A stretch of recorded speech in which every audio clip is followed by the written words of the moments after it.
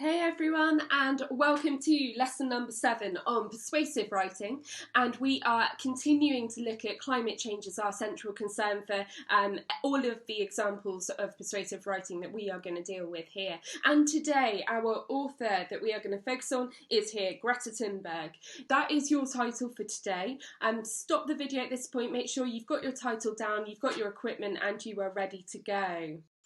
Okay, so our learning objective above is to analyse the language methods used by Greta Tim Beck and their persuasive purpose and effect.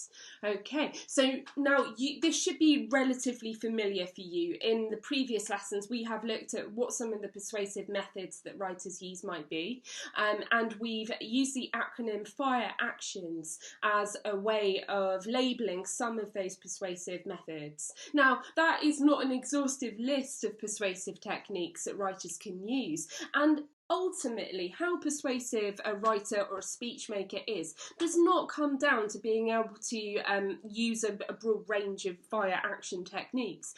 It's about how they use their language as a whole, the parts all coming together to try and convey the degree of their emotion, the degree of their argument to whoever their audience is. So when we talk about techniques and we talk about their purpose and effect, it's always worth bearing in mind that there are millions of different combinations of methods and techniques a writer can use to try and persuade. Whether they are successful will largely depend on how those work synergistically, so how they all work together harmoniously to make them seem persuasive in the way that they give their speeches. Now, if you have already in this video thought, I don't know what Miss is on about with FIRE actions, you need to go back and check out the previous lessons. This should seem like really obvious, but the lessons are designed in sequence. You need to watch them in the right order to build up the skills piece by piece. Okay? Those skills cannot be taught just if you jump in at this point. You need to have gone back and looked at the previous videos so that you are well prepared to then deal with this in today's lesson. Okay, if that was you, please can you pause the video, go back, watch the other ones, complete those tasks, and then come back to this one when you're ready. Those of you who were working through these in the right order, can I just give you a huge thank you? It takes a huge amount of time and effort to get you material that I hope is accessible for you remotely, and that you can enjoy your learning experience through. So thank you so much to those of you that are using these and giving feedback via showing my homework, etc. I really appreciate it. Keep that coming, please. I like to have a dialogue with you going. I'd also like to be able to name drop and reference some of the work that you've been producing, so please send me examples of that as well. If I'm not your usual class teacher, can you just send a message to your usual class teacher and they'll forward it on to me. Alright guys, let's get going then. So you know your title, you know your objective, now for your starter. So your starter then, I've given you 2 incomplete sentences, and they are with each bullet point next to us over here. I want you to now pause the video and complete those sentences. There's no right answer, it's whatever you feel makes sense and sounds persuasive. If you want to have a bit more of a challenge with this, you need to try and incorporate some of your FIRE action techniques into your answers. So the solution is simple. Either we tackle global warming or. So complete that sentence, then. If we don't take global warming seriously, then. Okay. Have a go at completing those sentences. Now guys, pause the video and I'll see you on the next slide. Right, so here we have one of Greta Tim Beck's most famous and most quoted of persuasive lines, as you can see it up above. I'm going to read that through for you, and then we're going to think about the techniques that she is incorporating into her persuasive speech making here.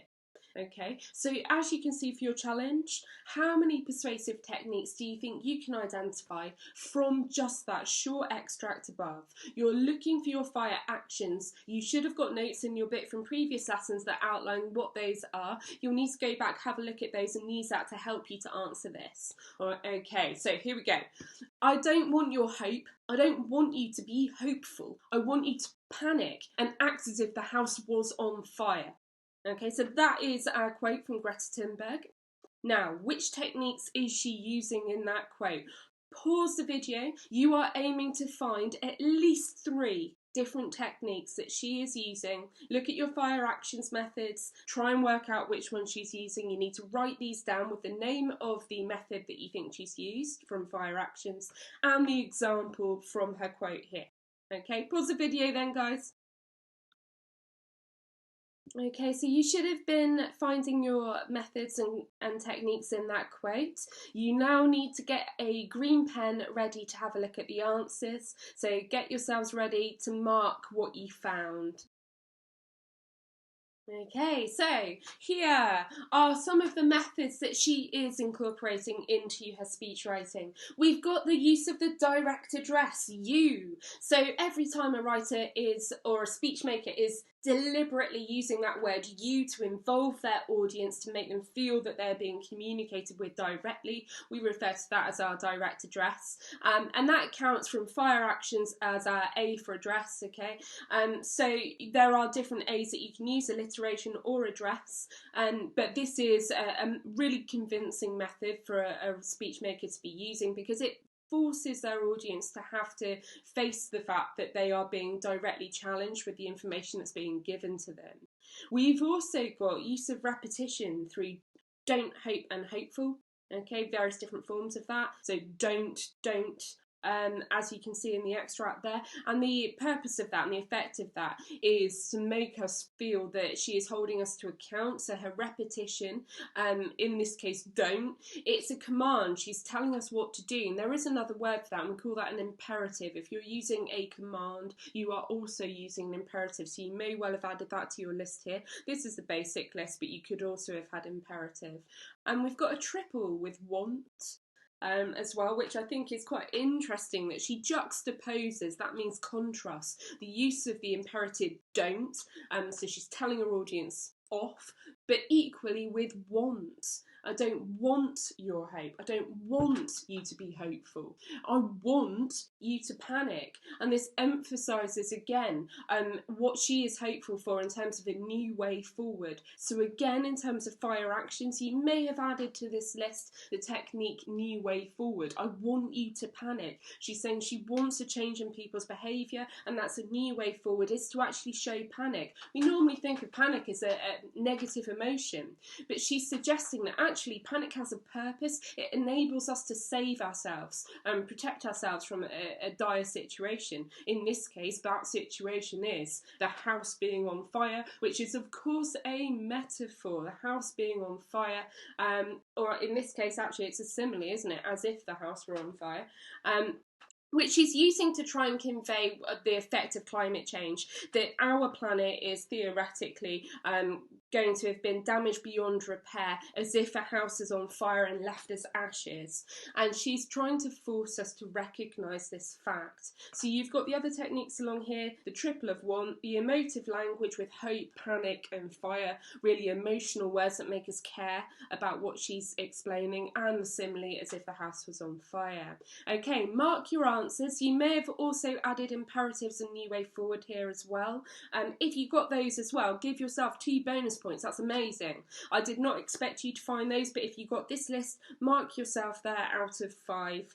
Did you get those key 5? Write your answer down in your green pen now, guys, and then we're going to zoom in on who Greta Tim Beck is and what she's writing about, and we're going to unpack one of her speeches and really try and appreciate how she's using her persuasive skills.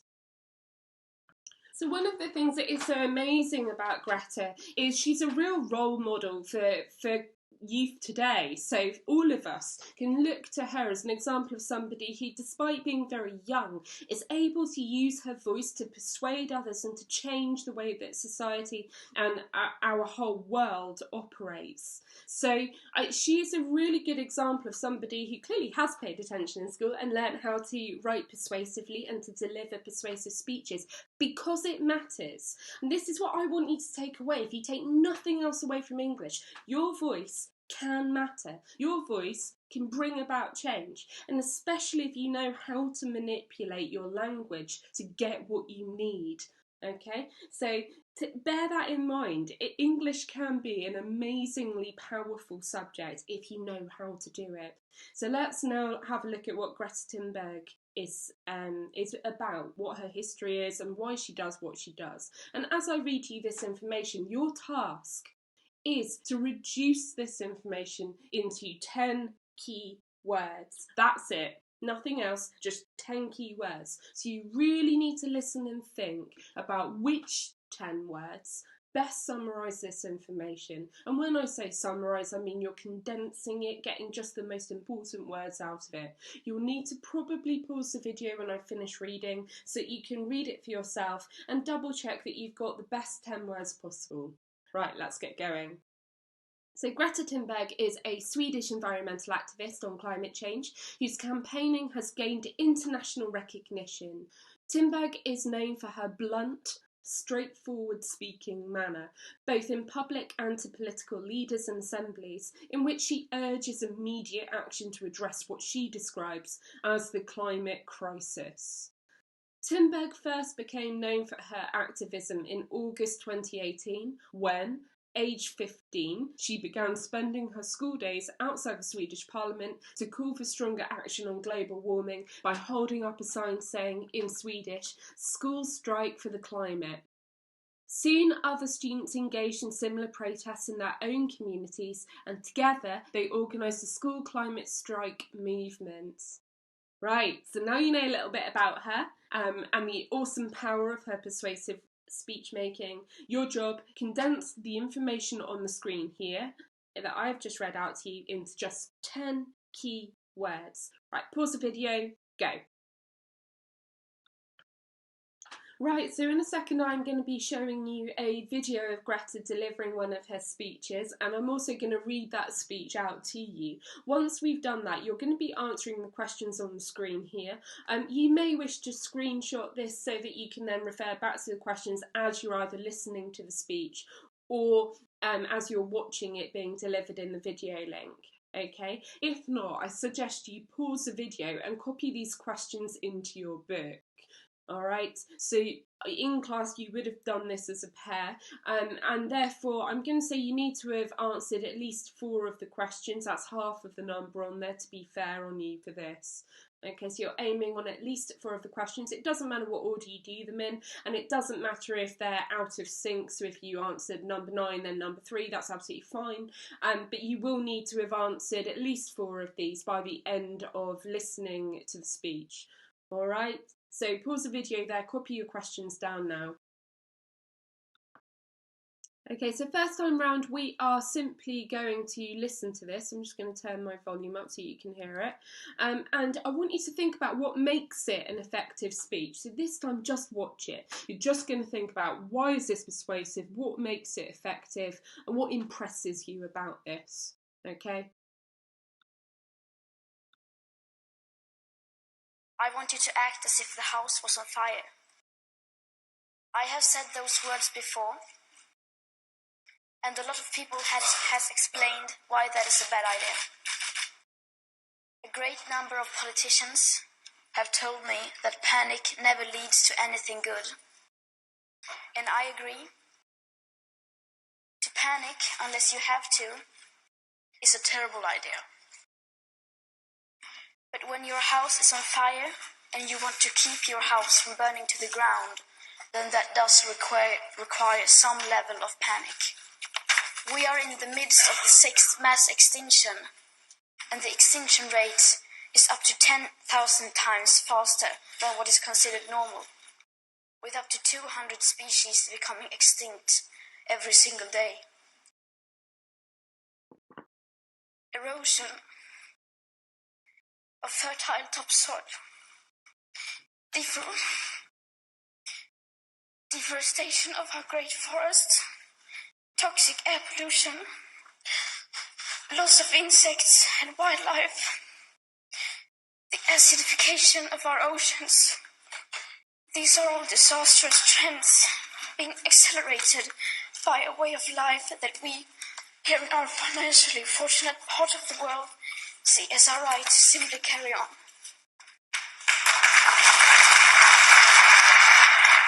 Our house is falling apart, and our leaders need to start acting accordingly, because at the moment they are not.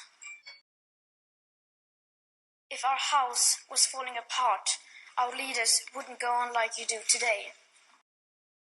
You would change almost every part of your behavior, as you do in an emergency. If our house was falling apart, you wouldn't hold 3 emergency Brexit summits and no emergency summit regarding the breakdown of the climate and environment.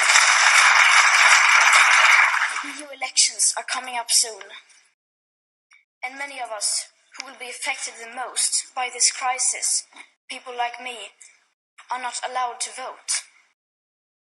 Nor are we in a position to shape the decisions of business, politics, engineering, media, education, or science. Because the time it takes for us to educate ourselves to do that simply does no longer exist. And that is why millions of children are taking it to the streets, school striking for the climate to create attention for the climate crisis. You need to listen to us, we who cannot vote. You need to vote for us, for your children and grandchildren. What we are doing now can soon no longer be undone. In this election, you vote for the future living conditions for humankind. And though the politics needed do not exist today, some alternatives are certainly less worse than others. And I have read that some parties do not even want me standing here today because they so desperately do not want to talk about climate breakdown. To do your best is no longer good enough. We must all do the seemingly impossible. And it's okay if you refuse to listen to me. I am, after all, just a 16-year-old schoolgirl from Sweden. But you cannot ignore the scientists, or the science, or the millions of school striking children who are school striking for the right to a future. I beg you, please do not fail on this.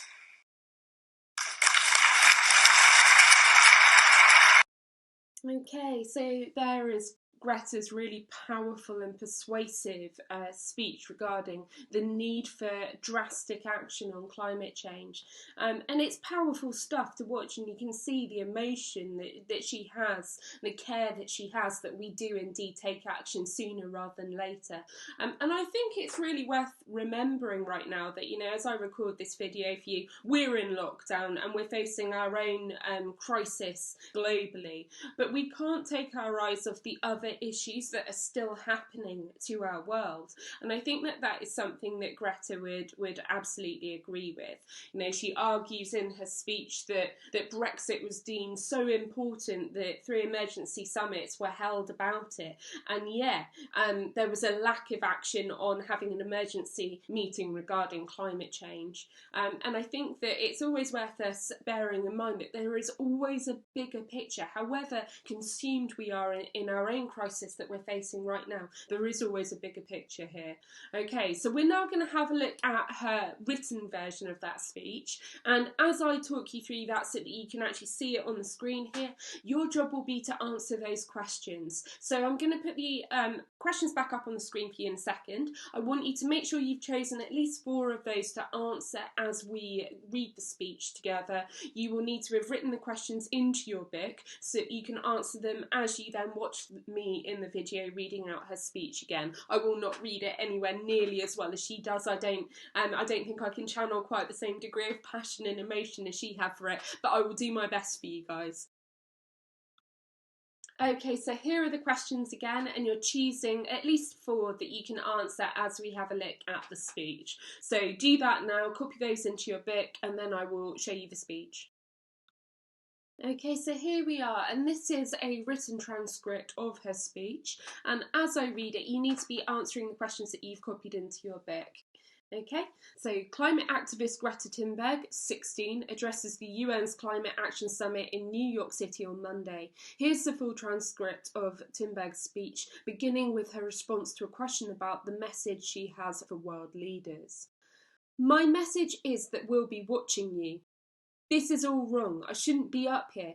I should be back in school on the other side of the ocean. Yet you all come to us young people for hope. How dare you? You have stolen my dreams and my childhood with your empty words, and yet I'm one of the lucky ones. People are suffering. People are dying. Entire ecosystems are collapsing. We are in the beginning of a mass extinction, and all you can talk about is money and fairy tales of eternal economic growth. How dare you? For more than 30 years, the science has been crystal clear. How dare you continue to look away and come here saying that you're doing enough when the politics and solutions needed are still nowhere in sight? You say you hear us and that you understand the urgency, but no matter how sad and angry I am, I do not want to believe that, because if you really understood the situation and still kept on failing to act, then you would be evil, and that I refuse to believe. The popular idea of cutting our emissions in half in 10 years only gives us a 50% chance of staying below 1.5 degrees Celsius, and the risk of setting off irreversible chain reactions beyond human control. 50% may be acceptable to you, but those numbers do not include tipping points, most feedback loops, additional warming hidden by toxic air pollution, or the aspect of equity and climate justice. They also rely on my generation sucking hundreds of billions of tonnes of your CO2 out of the air with technologies that barely exist. So a 50% risk is simply not acceptable to us, we who have to live with the consequences. To have a 67% chance of staying below a 1.5 degree global temperature rise, the best odds given by the Intergovernmental Panel on Climate Change, the world had 420 gigatons of CO2 left to emit back on January 1st, 2018. Today that figure is already down to less than 350 gigatons. How dare you pretend that this can be solved with just business as usual and some technical solutions? With today's emissions levels, that remaining CO2 budget will be entirely gone within less than 8.5 years. There will not be any solution or plans presented in line with these figures here today, because these numbers are too uncomfortable, and you are still not mature enough to tell it like it is. You are failing us, but the young people are starting to understand your betrayal. The eyes of all future generations are upon you, and if you choose to fail us, I say, we will never forgive you. We will not let you get away with this. Right here, right now, is where we draw the line. The world is waking up, and change is coming, whether you like it or not. Thank you. Okay, so look back at your questions now, and you're aiming to answer 4 of these minimum. Do more if you can in the time. We have 2 more short activities in this lesson. So pause the video, complete your questions now, and I'll meet you for the next activity. Okay guys, so I'm going to give you 2 options here. Were we in class, I would have printed you out bingo cards and you would have been re-watching that video and you'd have been marking off a 4 in a row or 4 in any direction to complete the bingo here. So what you can see on the screen are the methods broken up into a bingo sheet. So these are your fire, actions, persuasive methods. And I would have been getting you to try and find out how many of these you feel she is actually using in her speech. What I'm going to give you your options for now is you can either copy this into your Bix and tick off as many of them as you can from the speech that we watched and that I read to you, or you can simply re-watch them and write down a list of as many of these techniques or methods from fire actions as you can identify in her speech.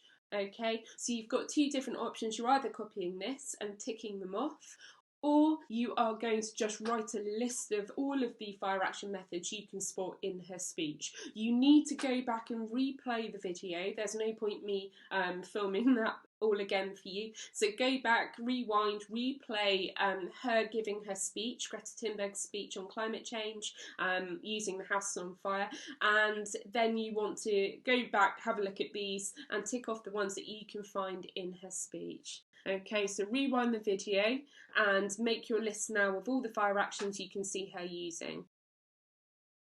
Okay, what you should have seen from your listing of the methods that she uses, she actually uses most of the methods from Fire Actions, which shows you the range of techniques that a writer will use in order to ensure that they are really persuasive. The fact that she uses all of those is not like a deliberate thing. It's not like Greta sits there and writes up her list of Fire Actions and ticks them off to make sure she's included them in her speech. It's because they are naturally coming through in her writing as she aims to persuade. And that's because she's a practiced writer at persuasive writing. You yourselves will get to that point if you practice. And we start by learning how to write using these methods, but they will come naturally to you the more of this that you do. By the time you get to year 11 in your GCSEs, it will flow much more naturally, just like it does for Greta.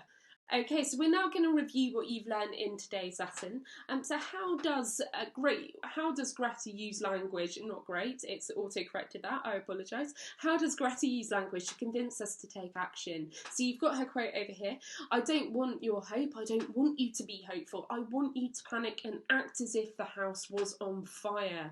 And I've given you a model answer at the bottom down here, but I've blanked some words out, and your job now is going to be to fill those in, using your conjecture from what you know of the methods that you think she was using in her speech. So Greta uses persuasive methods like, you need to name at least two, so like, direct address, and name another one. To call her audience to action. This is effective because, now this is a crucial important bit, I'm less bothered about you accurately naming the method that she's using and much more bothered that you can explain what the effect of her speech is and how it is persuasive. So really think, why is using, for example, direct address you, I don't want your hope, you to be hopeful, she says in her quote there.